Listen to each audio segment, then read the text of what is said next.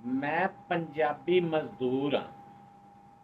ਮੇਰਾ ਸ਼ਨਾਖਤੀ ਕਾਰਡ ਵੇਖ ਕੇ ਮੈਨੂੰ ਗੋਲੀ ਮਾਰ ਦਿੱਤੀ ਜਾਂਦੀ ਹੈ। ਮੌਤ ਨੱਸ ਕੇ ਮੇਰੇ ਵੱਲ ਆਉਂਦੀ ਹੈ। ਮੇਰੇ ਲਈ ਨਾ ਤੇ ਸੜਕ ਬਲਾਕ ਹੁੰਦੀ ਹੈ, ਨਾ ਕੋਈ ਨਾਰੇ ਲਾਂਦਾ ਹੈ, ਨਾ ਕੋਈ ਚੌਕ ਚਾਕੇ ਮੱਟੀ ਸਰ ਵਿੱਚ ਪਾਉਂਦਾ ਹੈ। ਮੈਂ ਪੰਜਾਬੀ ਮਜ਼ਦੂਰ ਹਾਂ। ਅਖਬਾਰਾਂ ਫਰੋਲ ਕੇ ਵੇਖੋ ਮੈਨੂੰ ਕਿੰਨੀਆਂ ਗੋਲੀਆਂ ਵੱਜੀਆਂ। ਮੇਰਾ ਖੂਨ ਅੱਜ ਵੀ ਪੱਥਰਾਂ ਨਾਲ ਚਿੰਬੜਿਆ ਹੈ। ਨਹੀਂ ਯਕੀਨ ਤੇ ਜਾ ਕੇ ਵੇਖ ਲਓ, ਮੇਰੇ ਖੂਨ ਦਾ ਹਿਸਾਬ ਕੌਣ ਲਵੇਗਾ। ਨਹੀਂ ਯਕੀਨ ਤੇ ਜਾ ਕੇ ਵੇਖ ਲਵੋ, ਮੇਰੇ ਖੂਨ ਦਾ ਹਿਸਾਬ ਕੌਣ ਲਵੇਗਾ। ਜ਼ਾਲਮ ਨੂੰ ਉਹਦੇ ਮੂੰਹ ਤੇ ਜ਼ਾਲਮ ਕੌਣ ਕਵੇਗਾ। ਮੈਂ ਪੰਜਾਬੀ ਮਜ਼ਦੂਰ ਹਾਂ। ਮੇਰਾ ਸ਼ਨਾਖਤੀ ਕਾਰਡ ਵੇਖ ਕੇ ਮੈਨੂੰ ਗੋਲੀ ਮਾਰ ਦਿੱਤੀ ਜਾਂਦੀ ਹੈ। ਮੇਰਾ ਖੂਨ ਵੀ ਲਾਲ ਏ, ਤੂੰ ਹੀ ਦੱਸ ਹਾਂ ਯਾਰ ਹਕੀਮਾ। ਤੂੰ ਹੀ ਦੱਸ ਯਾਰ ਹਕੀਮਾ, ਕੋਈ ਇਹ ਜਿਹੜਾ ਮੇਰੇ ਨਾਲ ਹੈ, ਕੋਈ ਇਹ ਜਿਹੜਾ ਮੇਰੇ ਨਾਲ ਹੈ। ਮੈਂ ਪੰਜਾਬੀ ਮਜ਼ਦੂਰ ਹਾਂ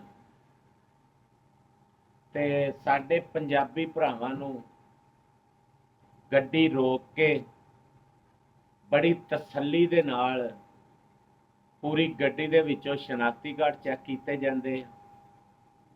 ਸ਼ਨਾਖਤੀ ਕਾਰਡ ਚੈੱਕ ਕਰਕੇ ਉਹਨਾਂ ਨੂੰ ਗੱਡੀ 'ਚੋਂ ਉਤਾਰਿਆ ਜਾਂਦਾ। ਉਤਾਰ ਕੇ ਉਹਨਾਂ ਨੂੰ ਖੜੇ ਕਰਕੇ ਲੈਣ ਦੇ ਵਿੱਚ ਗੋਲੀ ਮਾਰ ਦਿੱਤੀ ਜਾਂਦੀ। ਯਾਰ ਇਹ ਸਾਡਾ ਇਨਸਾਫ ਆ। ਤੇ ਗੱਲ ਕਰਨ ਦਾ ਮਕਸਦ ਇਹ ਆ, ਪੰਜਾਬੀ ਲਾਵਾਰਸ ਹੈ, ਪੰਜਾਬੀ ਕੋਈ ਵੀ ਨਹੀਂ। ਇੱਕ ਹੁਣ ਇਹ ਸਾਡੇ ਵਾਕਿਆ ਆਇਆ, ਦੋ ਭਰਾ ਆਪਣੇ ਵਾਲਿਦ ਦੀ ਵਫਾਤ ਦਾ ਸੁਣ ਕੇ ਆ ਰਹੇ ਸੀ। ਇਹ ਜਿਹੜੇ ਹੁਣ 9 ਸ਼ਹੀਦ ਹੋਏ ਨੇ ਸਾਡੇ ਪੰਜਾਬੀ, ਉਹਨਾਂ ਦੇ ਵਿੱਚ 2 ਸਕੇ ਭਰਾ ਸੀ ਜਿਨ੍ਹਾਂ ਨੂੰ ਲਾਹ ਕੇ ਤੇ ਮਾਰ ਦਿੱਤਾ ਗਿਆ, ਤੇ ਜਿਨ੍ਹਾਂ ਦੇ ਘਰ ਤੇ ਪਹਿਲੇ ਹੀ ਕਿਆਮਤ ਸੀ ਤੇ ਉੱਤੋਂ ਫਿਰ ਕਿਆਮਤ ਤੇ ਕਿਆਮਤ ਢਾ ਦਿੱਤੀ ਗਈ ਹੈ। ਇਸ ਤਰ੍ਹਾਂ ਤੇ ਕੋਈ ਇਨਸਾਨੀਅਤ ਨਹੀਂ ਹੈ। ਇਹ ਕੋਈ ਜ਼ਿੰਦਗੀ ਗੁਜ਼ਾਰਨ ਨਹੀਂਗਾ। ਜ਼ਿੰਦਗੀ ਨੂੰ ਜ਼ਿੰਦਗੀ ਸਮਝ ਕੇ ਇਨਸਾਨੀਅਤ ਦੇ ਨਾਤੇ ਜਿਹੜਾ ਨਾ ਉਹ ਹੋਣਾ ਚਾਹੀਦਾ। ਦੇਖੋ, ਜਿਹੜੇ ਘਰ ਦੇ ਵਿੱਚ ਬਾਪ ਦੀ ਮਈਅਤ ਪਈ ਸੀ ਪਹਿਲੇ, ਉਹਦੇ ਜਨਾਜ਼ੇ ਦੀਆਂ ਤਿਆਰੀਆਂ ਸੀ, ਤੇ ਉੱਤੋਂ 2 ਜਵਾਨ ਪੁੱਤਰਾਂ ਦੇ ਮੌਤ ਦੀ ਖਬਰ ਸੁਣ ਕੇ ਉਸ ਘਰ ਦੇ ਵਿੱਚ ਕੀ ਗੁਜ਼ਰੀ ਹੋਏਗੀ। ਤੇ ਸਲਾਮ ਕਰਦਾ ਮੈਂ ਉਸ ਮਾਂ ਨੂੰ ਜਿਹਨੇ ਫਿਰ ਵੀ ਕਬਰ ਤੇ ਜਾ ਕੇ ਤਰਾਨਾ ਪੜਿਆ ਪਾਕਿਸਤਾਨ ਦੇ ਹੱਕ ਵਿੱਚ।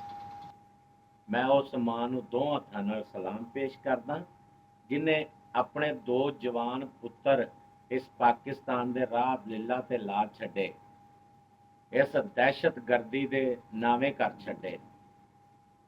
ਲੇਕਿਨ ਮੈਂ ਫਿਰ ਵੀ ਉਸ ਮਾਂ ਨੂੰ ਸਲਾਮ ਕਰਦਾ।